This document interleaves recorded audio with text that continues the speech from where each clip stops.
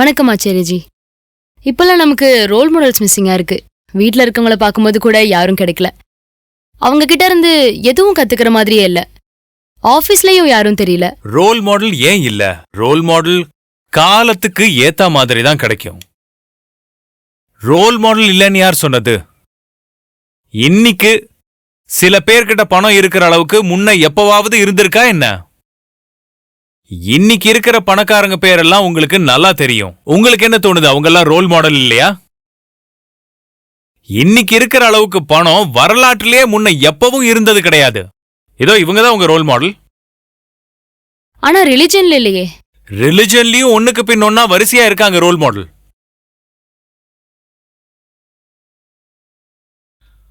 அவங்க பின்னாடி லட்சக்கணக்கில் இல்ல, கோடிக்கணக்கில் மக்கள் போறாங்க. யார் சொன்னது ரோல் மாடல் இல்லைன்னு?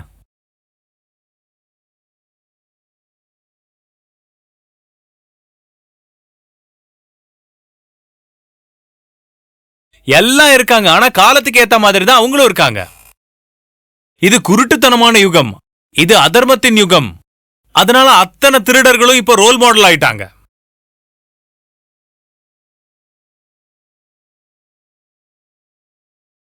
அப்புறம் மக்களும் அவங்கள வழிபடுறாங்க. நியூஸ் பேப்பர் படிக்கும் போது அதை கவனிச்சு பாருங்க, யாரோட பேரெல்லாம் பிரபலமா இருக்குன்னு.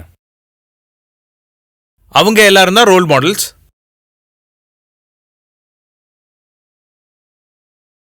நீங்க வேணா போய் ஒரு நியூஸ் சைட்டை திறந்து பாருங்க, அதுல பாருங்க யார பத்தின செய்தி எல்லாம் வருதுன்னு. அப்புறம் யாரோட போட்டோ எல்லாம் போடுறாங்கன்னு. அந்த செய்தியையும் போட்டோவையும் பாக்குறவங்களோட நிலைமை என்ன ஆகும்னு கொஞ்சம் யோசிச்சு பாருங்க, கொஞ்சம் நல்லா சிந்திச்சு பாருங்க.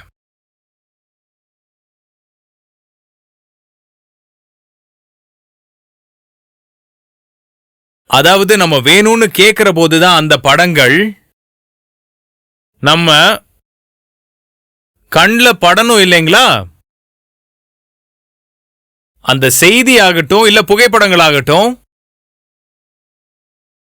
உங்களுக்கு வலுக்கட்டாயமா காட்டப்படுது. பாருங்க, நீங்க பார்த்தே ஆகணும்னு.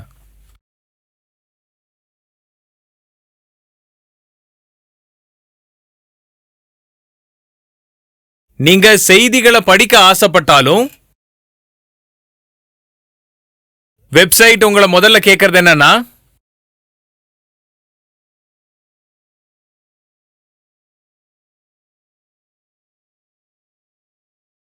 which of the two is hotter?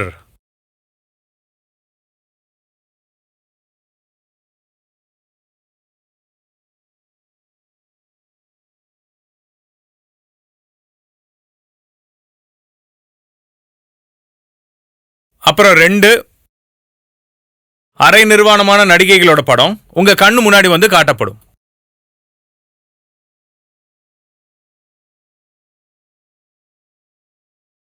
அங்க நீங்க சும்மா சாதாரணமா ஒரு செய்தியை படிக்கிறதுக்கு கூட நீங்க அங்க போயிருந்திருக்கலாம். ஆனா அங்க இந்த விஷயங்கள் உங்க மனசுல திணிக்கப்படுது.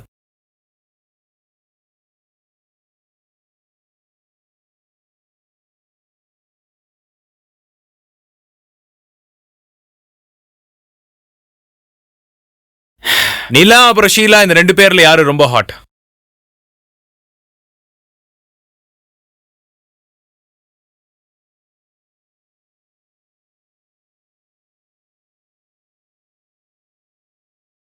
ரோல் மாடலுக்கு என்ன குறைச்சல்? இத சின்ன பொண்ணுங்க இத பார்த்தாங்கன்னா ஒருத்தர் நிலா மாதிரி இன்னொருத்தர் ஷீலா மாதிரி ஆகணும்பாங்க. கிடைச்சாச்சல ரோல் மாடல்.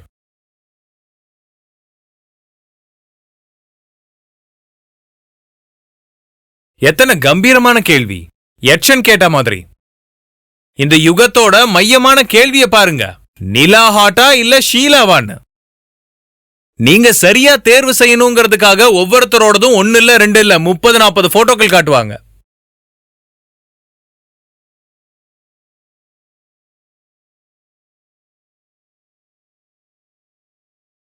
பெரிய பெரிய தேர்வு, பெரிய விஷயம். தப்பா கிப்பா ஏதாவது செலக்ட் பண்ணிட்டீங்கன்னா அதனால எல்லா விவரமும் கொடுத்துருவாங்க. ஒவ்வொரு ஃபேக்டையும் புட்டு புட்டு வச்சிருவாங்க. இன்னும் தெளிவா கிட்ட பாருங்க. இவங்க இடுப்பழகு எப்படி இருக்கு, தொடை எப்படி இருக்குன்னு. மேலழகு நல்லா பாருங்க. உங்க தேர்வு சரியா இருக்கணும்னா இன்னும் கிட்ட வந்து பாருங்க அப்படிம்பாங்க. தப்பா முடிவு பண்ணிட்டீங்கன்னா எங்கேயாவது முக்தி கிடைக்காம போயிட போகுது. வாழ்வா சாவாங்கிற அளவுக்கு பிரச்சனைங்க. நிலா அப்புறம் ஷீலா, இந்த 2 பேர்ல யாரு ரொம்ப ஹாட்டா இருக்காங்க? ரோல் மாடலுக்கு என்னங்க குறைச்சல்?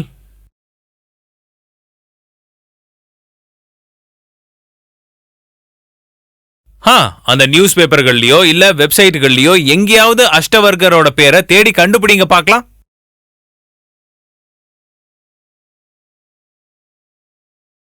நிலா, ஷீலா, லோலோ, ஜோஜோ இவங்க தான் நிறைஞ்சிருக்காங்க.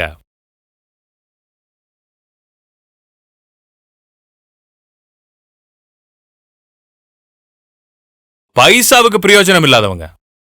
உடம்ப காட்டுறதை தவிர வேற ஒரு திறமையும் உங்க கிட்ட இல்ல.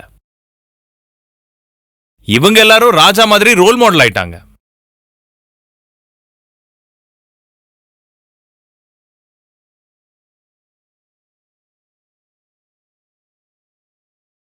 நிறைய காசு சேர்த்து வச்சிருக்கவங்க,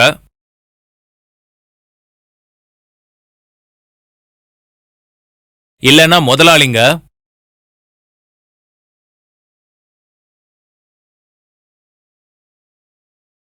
இல்லனா முட்டாள்களோட மகா முட்டாள்களான தலைவர்கள். அவங்கள பத்தியே எழுதி வச்சிருப்பாங்க. அவங்களோட புராணத்தை படிச்சுக்கிட்டு இருங்க. அவங்க அவங்களையே தான் ரோல் மாடலா மனசுல புகுத்தி இருப்பாங்க.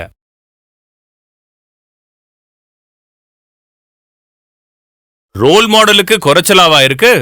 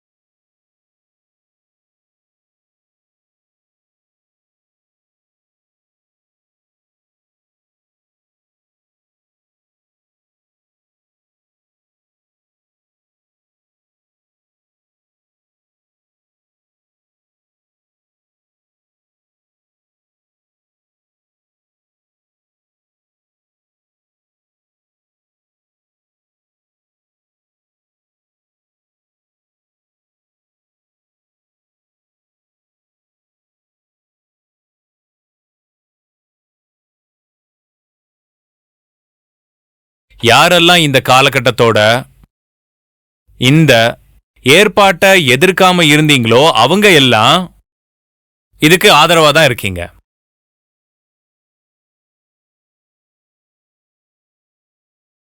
அதனால பாரபட்சம் பார்க்காமலேயோ தேர்வு செய்யாமையோ இருக்க வாய்ப்பில்ல.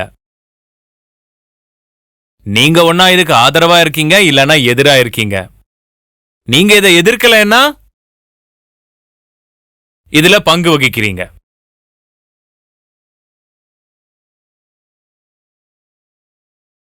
இதுல நீங்களும் பங்காளி. இவங்க போடுற சாப்பாட்டை தானே சாப்பிடுறீங்க. இவங்களோட நெறிமுறைகளை ஃபாலோ பண்றதுனால நீங்களும் பங்காளி தான்.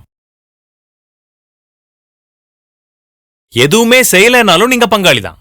எதிர்க்கணும்னா நீங்க ஏதாவது வித்தியாசமா பண்ணி ஆகணும். எதிர்க்கணுமா வேண்டாமா, பங்கெடுத்துக்கணுமா வேண்டாமான்னு நீங்களே தான் முடிவு பண்ணணும்.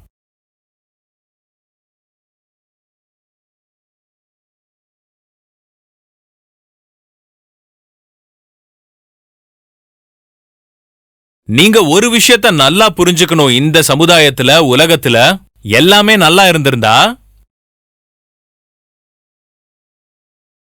இந்த வழியை தேர்ந்தெடுக்கணும். இந்த மிஷனை நான் எதுக்கு உருவாக்கணும்? நான் ஒரு மிகப்பெரிய ஆபத்தான நோய்வாய்ப்பட்ட சமூகத்தை பார்க்கறதுனால இந்த ஒரு வேலையை செஞ்சுக்கிட்டு இருக்கிறேன்.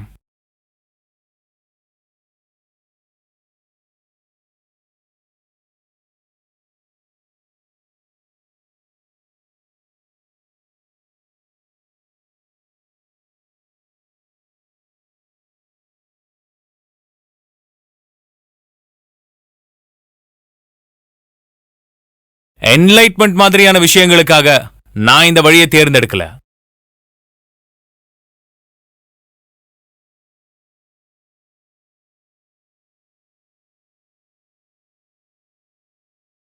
இப்படிப்பட்ட பேரழிவை பார்த்து தான் இந்த வழியை தேர்ந்தெடுத்தேன்.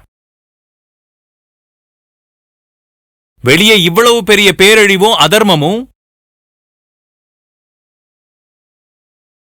தலை விரிச்சு ஆடுறத பார்த்து தான் இந்த வழியை தேர்ந்தெடுத்திருக்கேன் நான்.